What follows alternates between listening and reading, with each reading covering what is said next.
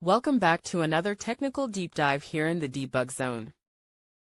Today, we're tackling a big question and breaking it down with insights from other users. Hopefully, this clears up some misconceptions and helps you get the answer you need. So buckle up, stay a little curious, and let's jump right in.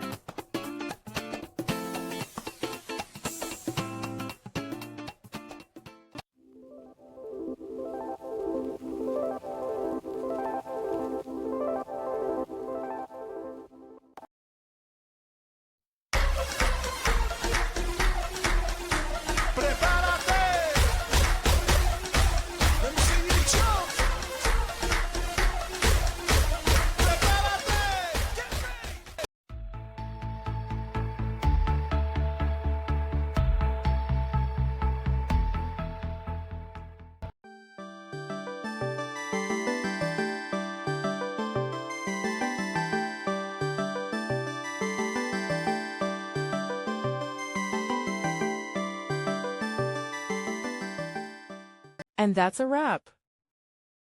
I hope you found the answer you were looking for. If you did, take a second to hit that subscribe button. It really helps out. And let me know in the comments which solution worked best for you. See you next time in the debug zone.